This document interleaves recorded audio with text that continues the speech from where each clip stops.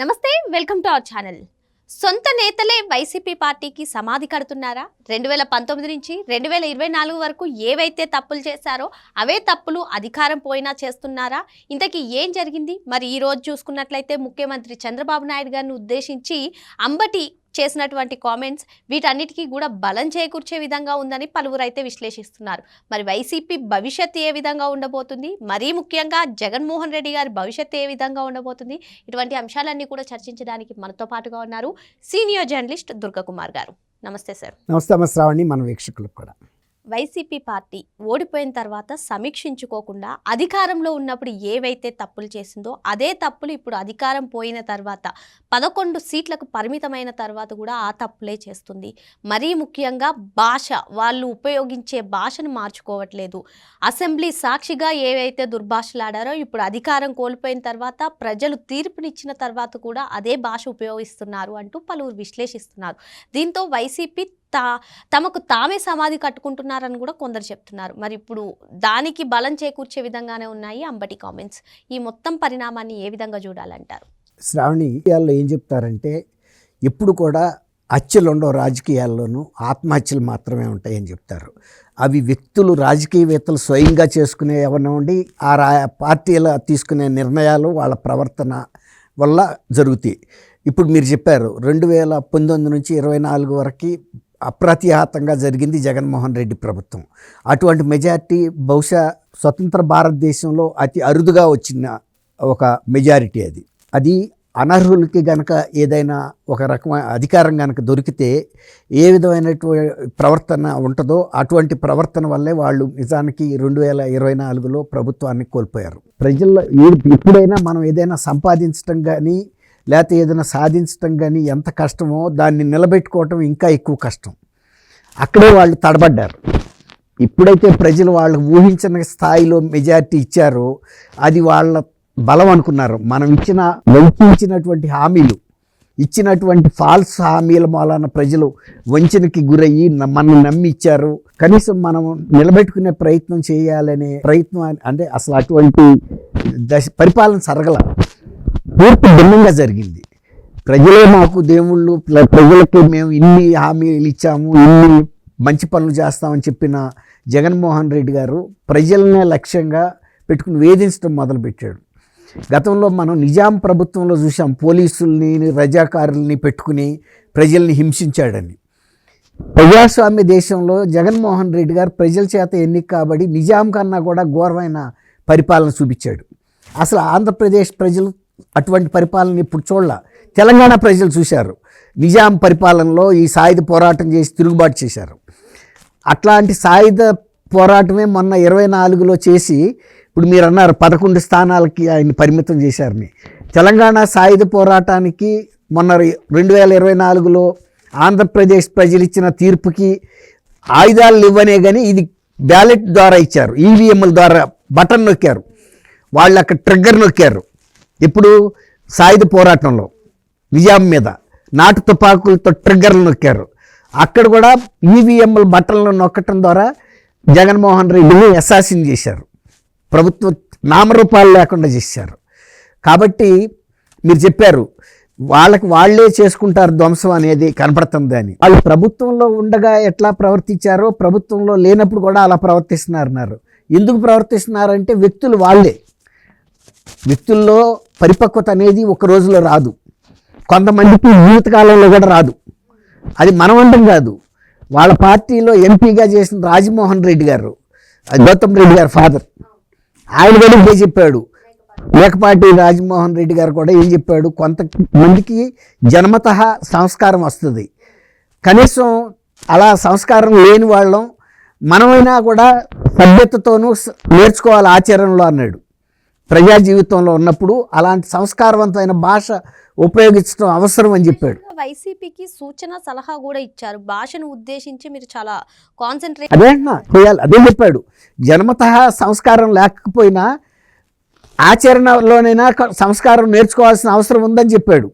అంత పెద్దరికంగా సంస్కారవంతంగా చెప్పాడు. ఇంకా నాటుగా చెప్పాలంటే మీరు వాడిన భాష మూలన మీరు మూల్యం చెల్లించుకున్నారనే భాష అది చెప్పాలైనా. అసెంబ్లీలో చంద్రబాబు నాయుడు గారిని కంట తడిపెట్టి ఇచ్చేటువంటి వాళ్ళ కుటుంబ సభ్యుల మీద వాడిన భాష ఆంధ్రప్రదేశ్ ప్రజల మనస్సును గాయపరిచింది. వీళ్ళు ఇంట్లో ఉన్న మహిళలను కూడా ఇలాంటి అసభ్యమైనటువంటి పదజాలంతో ఆరోపణలు దూషణకు దిగారు. అది నీచమైన పరిస్థితి. కుస్తీ పోటీల్లో కూడా ఒక నీతి ఉంటుంది. ఎప్పుడైనా కొట్టేది బొడ్డు కన్నా పై దెబ్బలు కొట్టాలి, బిలో బెల్ట్ అంటారు, కింద కొట్టకూడదు. అది మహాభారతంలో కురుక్షేత్ర యుద్ధంలో కూడా ఆ యుద్ధం నీతివంతంగా జరిగింది. అది అట్లాంటి సంస్కారం మన దేశంలోనూ మన ప్రజల్లోనూ మన అందరిలోనూ తెలియకుండా తల్లిదండ్రుల నుంచి వచ్చింది. ఆయన అదే చెప్పాడు, జన్మత రావాలి ఆ సంస్కారం. రానప్పుడు కనీసం ఇతరులను చూసైనా నేర్చుకోమని చెప్పాడు రాజమోహన్ రెడ్డి గారు. కానీ వాళ్ళల్లో ఏ మార్పు కూడా రావట్లేదు. స్వయంగా అప్పుడు వదిలేద్దాం, 24 ఎన్నికల్లో ప్రజలు ఇచ్చిన తీర్పు కకావికలైపోయింది పార్టీ. జగన్మోహన్ రెడ్డి గారికి అసలు దిక్కు తెలియని పరిస్థితి అయిపోయింది. ఇప్పుడు జగన్మోహన్ రెడ్డి గారు కదా జాగ్రత్తగా మాట్లాడాల్సిన అవసరం ఉంది. తర్వాత విధానాలని స్పష్టంగా మాట్లాడాలి, మంచి ఉద్దేశంతో మాట్లాడాలి. మళ్ళీ మొన్నటికి మొన్న అనేక సార్లు అమరావతి రాజధాని అనేది చాలా కీలకమైన అంశం. అనేక ఎన్నికల్లో అది చాలా ప్రముఖ పాత్ర వహించింది. మొన్న మేము అమరావతి రాజధాని మేము మార్చుకున్నాము, మొన్న ఓడిపోయిన తర్వాత చెప్పాడు మేము మళ్ళీ 3 రాజధానుల మాట ఎత్తామని. మళ్ళీ అమరావతిని అక్కడ ఏవీ లేని చోట చంద్రబాబు నాయుడు గారు ఏదో నిర్మాణాలు చేస్తున్నాడు, ఖర్చులు పెడుతున్నాడు, అది ఇదని మళ్ళీ మొదలెట్టాడు. తర్వాత నదీ గర్భంలో ఉందని మొదలుపెట్టాడు. అంటే ఆయన రాజధాని అనే మాటే లేదని చెప్పాడు. ఇలా ఆయన నోటికి ఏదొస్తే అది మాట్లాడుతున్నాడు. ఇంటికి పెద్ద ఎవరన్నా మాట్లాడితే ఆ మాటను విలువ తీసుకుంటారు కదా గ్రామంలో. అదే ఇంట్లో అతి చిన్న వ్యక్తి మాట్లాడితే పెద్ద పట్టించుకోరు. కానీ ఇంటి పెద్దే మాట్లాడితే దానికి బాధ్యత వహించాల్సి వస్తుంది, తప్పించుకోవడానికి అవకాశం లేదు. జగన్మోహన్ రెడ్డి గారే పార్టీ పతనానికి కావాల్సినటువంటి పునాదులు వేశాడనేది పార్టీలో గగ్గోలు పుట్టింది. తను పెద్దాడయ్యి ఉండి ఏదో ఇవాళ ప్రజల్లోకి ఇంకా వెళ్ళలేని పరిస్థితుల్లో మళ్ళీ కొత్త వివాదాన్ని రేపాడు అని అంటే మళ్ళీ ఇంకొక తేనె తుట్టిని కూడా కదిపి కుట్టించుకుంటున్నాడని. నిన్న సజ్జల రామకృష్ణారెడ్డి గారు ఈ కల్తీ నెయ్యి కాదు, కృత్రిమ నెయ్యి వ్యవహారంలో చంద్రబాబు నాయుడు గారిని క్షమాపణ చెప్పమన్నాడు. ఇప్పటికి దాని మూలాన కోట్లాది మంది ప్రజల మనోభావాలు దెబ్బతున్నాయి. తర్వాత దేవతలకు పెట్టే కలియుగ దైవం శ్రీ వెంకటేశ్వర స్వామికి సమర్పించే నైవేద్యాలు కూడా కనీసం ఆయనకి ఎంత నెయ్యి కావాలండి, 1 కిలో నెయ్యి పెడితే ఒక రోజు అయిపోతాయేమో నైవేద్యం. అసలు అది కృత్రిమ నెయ్యి తీసుకొచ్చి నైవేద్యాలు లడ్డూలు చేసింది కాక ఇంత వివాదం అయ్యి మనోభావాలు దెబ్బతిని ప్రజలు అల్లకల్లోలంగా ఉంటే చంద్రబాబు నాయుడు గారు దానికి బాధ్యుడని చెబుతున్నాడు. అసలు కల్తీ జరగలేదని కూడా చెబుతున్నాడు. ఒక రిపోర్ట్లో కల్తీ జంతువు కొవ్వు కూడా ఉందని కూడా చెప్పారు. అట్లాంటిది మళ్ళీ దాన్ని ఒక వివాదం మళ్ళీ రెచ్చగొట్టాడు. అట్లాగే వీళ్ళు అంబటి రాంబాబు గురించి చెప్పారు. అంబటి రాంబాబు ఈ పార్టీ పతనానికి ఒక శకుని పాత్ర వహించే విధంగా వ్యవహరిస్తున్నాడు. అంబటి రాంబాబు దాదాపు 68 ఏళ్ళు ఉంటాయి, ఆయనకి దాదాపు 70కి దగ్గరికి వచ్చేసాడు. ఆ వ్యక్తి ఇంకా నేనేదో 24 ఏళ్ల వ్యక్తిని అనుకుని పోలీసుల మీద తిరగబట్టడం, పోలీసుల మీద దౌర్జన్యాలు చేయటం, తర్వాత తెలుగుదేశం పార్టీ ఇప్పుడు ప్రజల మనోభావాలు దెబ్బతిన్నాయి, అది కల్తీ కాదు మహాపాపం అని ఫ్లెక్సీలు పెట్టారు. తప్పేంటి? అది అవునా కాదా అనేది ప్రజలు చెప్తున్నారు కదా. కల్తీ జరిగింది, రిపోర్ట్లు వచ్చినాయి, సజ్జల రామకృష్ణారెడ్డి కూడా ఒప్పుకుంటున్నాడు. అవును, అది 2 రిపోర్ట్ని మనం కాదనే పరిస్థితి లేదంటే సహజమే అని కూడా చెప్తున్నాడు. అసలు కల్తీ జరగటం కాదు, అసలు నెయ్యే లేదు కదా, అది ఒక కృత్రిమ పదార్థం అని కూడా చెప్పారు వాళ్ళు. It is an synthetic material అని చెప్పారు. సింథటిక్ మెటీరియల్ అంటే ఒక ప్లాస్టిక్ లాంటిది అంతే, అదేమి సహజ సిద్ధంగా గోవుల నుంచి వచ్చిన పాలు కాదు, పాల ఉత్పత్తి కాదు. అలాంటప్పుడు ప్రజలు వాళ్ళ అభిప్రాయాలు చెప్పుకునే స్వేచ్ఛ లేదా?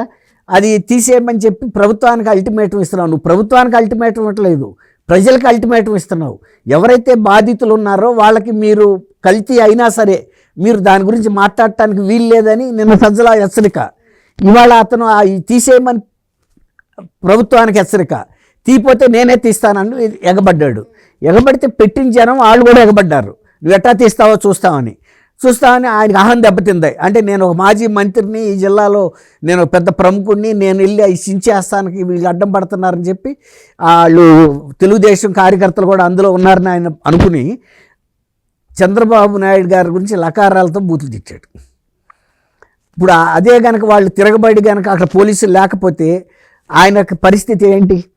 పోలీసులు ఉండి కానీ అక్కడ పరిస్థితి పోలీసులే దాడి చేస్తున్నారు, పోలీసులు అసలు వీళ్ళకి సపోర్ట్ చేయకుండా దాడి చేసే వాళ్ళని ఎంకరేజ్ చేస్తున్నారంటూ సాక్షి మీడియాలో కథనాలు కదా సార్. వీడియోలు ఉన్నాయి కదమ్మా. ఆయన బూతులు తిడుతుంటే ఆయన మీదకి జనం ఎగబడుతుంటే వాళ్ళు ఆయన లోనకి కారులోకి పంపించేసి డోర్ వేసేసి రక్షణ ఇచ్చి కారుని అక్కడి నుంచి పంపించేశారు. వాళ్ళు వెనకాల వెళ్తుంటే కూడా వీళ్ళని అడ్డుకున్నారు. లేకపోతే అప్పుడు మాచర్లలో తెలుగుదేశం కార్యకర్తల మీద దాడి చేశారు కదా, అట్లా వైఎస్ఆర్సీపీ వాళ్ళకి వీళ్ళు ఎమ్మడబడితే బడితులు వాళ్ళ చేతిలో కర్రలు కూడా ఉన్నాయి, కొట్టగలరు. కానీ పోలీసులు నివారించారు, వాళ్ళు కూడా ఆగిపోయారు. వాళ్ళు ఎంతవరకు ఫ్లెక్సీల్ని చించకుండా ఉంటే చాలనుకున్నారు తప్ప ఈయన మీద ఏదో దౌర్జన్యం చేయాలని కాదు. ఇతను ముందే చెప్పాడు, నేను అక్కడికి వెళ్తున్నాను గోరంట్ల వెంకటేశ్వర స్వామి దేవస్థానానికి, వచ్చేటప్పుడు ఈ ఫ్లెక్సీలు చించుతానని. ఎప్పుడైతే ఆ స్టేట్మెంట్ ఇచ్చాడో పోలీసులు అక్కడ సిద్ధంగా నుంచున్నారు, ఘర్షణ అవుతుంది ఇరు వర్గాలకి అని. ఆయన ఆగాడు. ఆగిన తర్వాత వీళ్ళు కూడా దిగటానికి వీలు లేకుండా అడ్డం పడ్డారు. అయినా ఆయన కారు తీసుకుని డోర్ తీసుకుని బయటకు వచ్చి బూతులు తిట్టేటప్పుడు వాళ్ళు ఎగబడ్డారు. ఇక ఏదైనా కానీ సిచ్యువేషన్ చేయి జారిపోతుంది అనుకుని ఆయన లోనకు పంపించేసి కార్లు వేశారు, కార్ డోర్ వేశారు. డోర్ వేయకపోతే ఏం పరిస్థితి ఉంటుంది? ఇప్పుడు 10 మందిలో పడ్డ పాము పరిస్థితి ఏమవుద్దో ఎవరైనా అంతే అవుతుంది.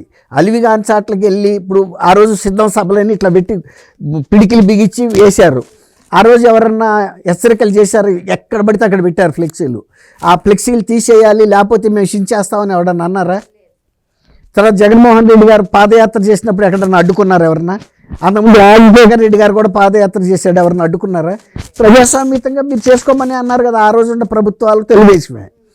అట్లాగే సిద్ధం సభలకి మరి మీరు ఇట్లా బెదిరించినట్టుగా ఉంది ఓటర్స్ని, మమ్మల్ని కూడాను, మాకు భయం కలుగుతుంది, అవి తీసేయమని ప్రతిపక్షంలో ఉన్న తెలుగుదేశం అడగలేదు కదా. ఈవెన్ యువగలం అప్పుడు కూడా ఈ ఫ్లెక్సీల గొడవే కదా సార్, ఫ్లెక్సీలు తీసేయాలి, పోలీసుల దగ్గరుండి ఆ ఫ్లెక్సీలు తీయించేశారు. ఫ్లెక్సీలు కాదు అసలు, ఆయన స్టూల్ వేసుకుని మాట్లాడితే స్టూలును మైకు కూడా తీసుకెళ్ళిపోయారు.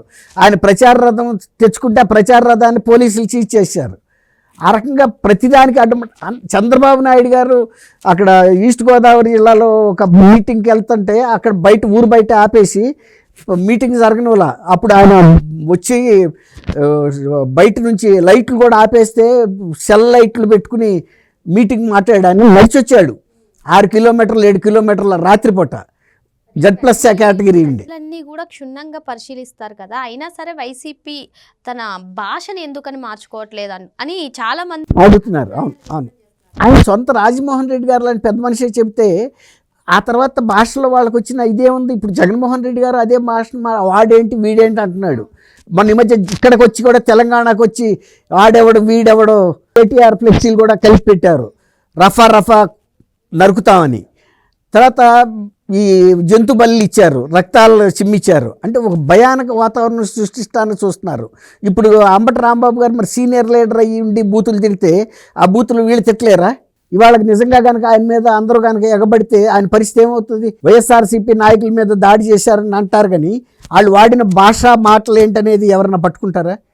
ప్రజలు తీర్పిస్తారు, ఎవరని కాదు. ఇప్పుడు నిన్న సజ్జల రామకృష్ణారెడ్డి మాట్లాడిన మాటలకి, అంతకుముందు జగన్మోహన్ రెడ్డి గారు అమరావతి మీద మళ్ళీ మాట్లాడిన మాటలకి, తర్వాత మాట్లాడుతున్న దానికి ఇవాళ అంబటి రాంబాబు కానీ రోజా గారు కానీ వీళ్ళందరూ మాట్లాడుతున్న మాటలన్నీ రికార్డు అవుతానే ఉన్నాయి ప్రజల మనసుల్లో.